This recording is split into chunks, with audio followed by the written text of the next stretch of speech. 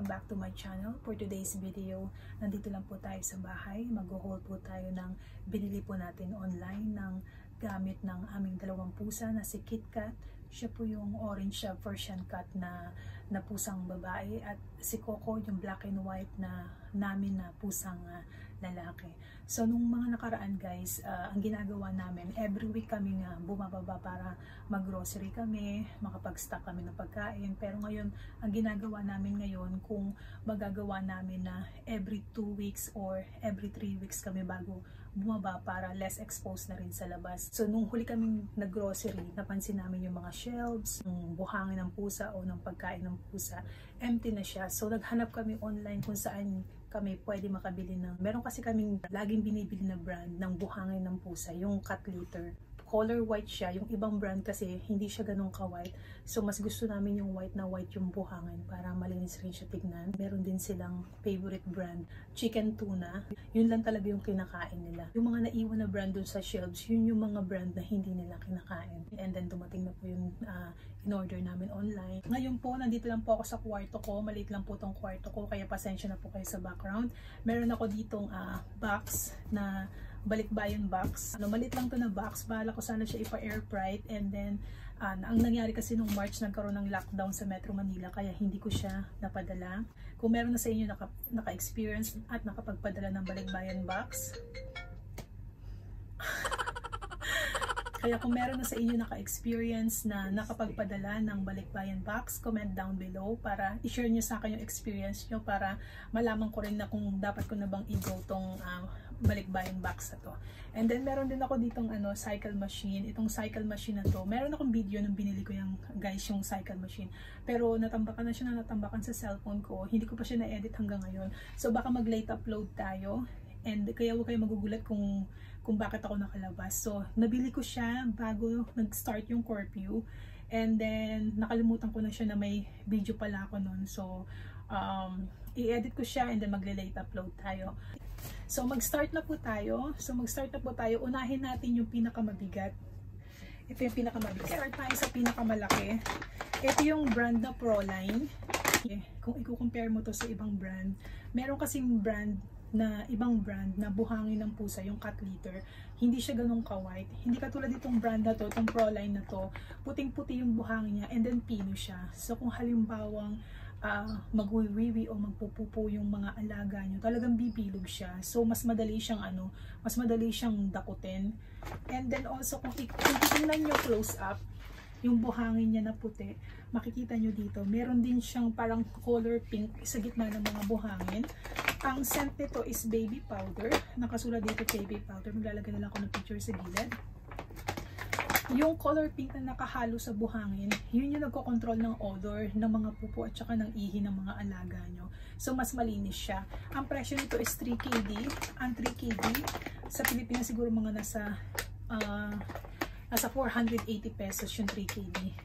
So, dalawang ganito yung binili namin. Na Proline. And then, bukod dito sa brand na to, meron pa kami isang brand na pinili. So, ganito ang hitsura niya. Okay. 10 kilo siya. Medyo mabigat siya. So, tatlo ang binili namin. So, bali, 30 kilo yung buhangin, yung cat litter na binili namin. 30 kilo. So, parang bigas. Parang nag-ipon na rin kami ng bigas. Kasing halaga rin ng bigas. Na 10 kilo na bigas. And then, ito yung isang brand. 10 kilo din siya at mabigat din siya. Itong brand na BioCats. Color white din ang buhangin nito, pero mas malalaki yung pieces niya. Mas pino yung una, yung Proline. And then wala siyang color pink na yung parang baby powder yung scent. Wala siyang ganun. Pero ito mas mataas ang presyo nito. Mas mahal siya. 3.5 KD ang presyo niya. Ito siya guys. Favorite nila to kasi, bakit namin nasabi na favorite nila to? Kasi kahit wala naman silang gagawin o hindi naman sila iihi or pupupo sa buhangin, pupunta talaga sila para lang maglaro or dinadakot nila yung mga maliliit na pieces ng buhangin. So, hindi lang kami ang may favorite no, pati sila favorite din nila. Ito naman tayo sa pagkain. Raplex. Ang presyo nito, 2 KD ang isa. So, dalawa yung binili namin. Bukas na yung isa. Excited sila. Kinain na nila. 1.5 kilo, 2 KD siya. Ito yung resibo nila sa Pet Zone. Masarap to. Favorite nila to. Ang shape nito, guys, parang yung shape niya donut. Hindi na namin makita yung ganitong brand sa supermarket. And then syempre kumuha rin kami ng stick nila. Ganito siya.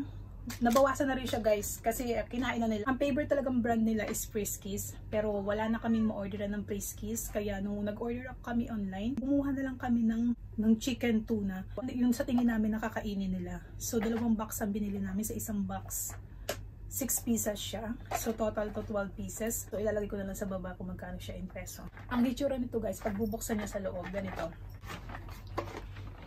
So maliliit lang siya. Ganito ang hitsura niya. Maglalagay ako ng picture sa gilid, yung hitsura niya. Yan. Maganda rin siyang brand. Nakasulat dito, Shiny Cat in Jelly, chicken flavor. Yan ang hitsura niya. Maliit lang siya. Ang favorite talaga nila is Friskies. Meron kami ditong Friskies. Ipapakita namin sa inyo yung difference ng size niya. So, ito yung sample ng Friskies. And then, ito yung nabili namin na Gym Cat, Shiny Cat in jelly, chicken flavor. Ito, cheese dinner turkey. Ito yung favorite talaga nila. Wala na kami mahanap na ma-orderan ito kahit online. So, ito na lang yung binili namin. Magkasing presyo sila guys, pero makikita nyo dito yung size, kung gaano kalaki yung difference nila. Pero magkasing presyo sila. So, ibig sabihin, mahal to. Mahal tong brand na to. Ito, mas syempre, ang laki nito, ang size nito kasing laki siya ng century tuna. Yung kinakain natin na century tuna. Ganun siya kalaki. So, maliit talaga to, pero magkasing presyo sila. Pero, binili pa rin namin kasi kesa naman sa wala silang makain. So, yun lang po guys, ang haul natin ngayong araw. And ito yung resibo pala niya. Nag-order kami sa PetZone. Nakalagay din sa website nila na 72 hours silang i-deliver. Order kami ngayon and then the next day, ng umaga, ng morning, may tumawag na sa akin and then dineliver nila kaagad. Ganun sila kabilis. Total lahat po nung nabili namin online, umabot siya ng 22 KD. O abot din siya ng mga 3,500 pesos sa gamit lang ng mga pusa. Diba? Sa yung mga basic na kailangan nila. So nung bumaba kami, namili kami, nag-grocery kami, and then medyo dinagdagan namin yung stocks namin dito para tinansya namin, para pipilit namin pagkasyahin yun ng at least 3 weeks bago kami bumaba uli, para hindi na yung mayat maya ka lumalabas. Itong kwarto ko maliit lang to guys kasi syempre ang bahay dito sa Kuwait mahal din siya. Siguro kapag halimbawa isang kwarto ang kukunin mo dito sa Kuwait na kwarto na may kasamang CR, siguro nasa 19,000 pesos pataas monthly yun. And then kung ang kukunin mo naman yung kwarto na wala namang sariling CR, siguro mga nasa 16,000 pesos yun every month. So itong kwarto na to, yung kwarto ko, mas maliit na dun sa mga size na yun. Kaya ang monthly ko dito siguro nasa 11,500 lang. Mas mababa yung presyo niya. And then, merong ang pinakamaliit or pinakamura na pwede na partition na pwede mong makuha dito sa Kuwait. Siguro nasa presyo niya, monthly niya is 8,000 pesos. So, kaya yung kwarto ko hindi siya ganung kalaki. Wala siyang separate na CR. Pwede mo namang gawin na kukuha ka ng malaki na kwarto. Pero syempre, bakit mo naman gagawin yun? Kaya nga tayo nag-abroad para makasave tayo ng pera. Kaya kung saan yung may makikilusan ka lang na sapat, and then good din yung price, syempre doon ka na. So, yun lang po ngayong araw na to. Sana po nasa mabuti kayong kalagayan lahat. Maraming po salamat sa palagiang panonood at walang sawang pagbalik sa aking channel. Sana po makadalo din po kayo sa aking live na ginagawa dahil wala naman po tayo masyadong ginagawa dito dahil home quarantine po tayo. Sana po makadalo kayo sa aking live na tuwing 7:30 PM Pinas time po, and then 2:30 PM sa Kuwait time. That's it for today. Maraming po salamat.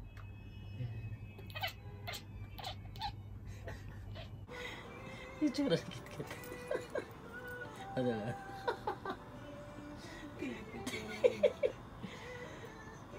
Hawakan yung mukha.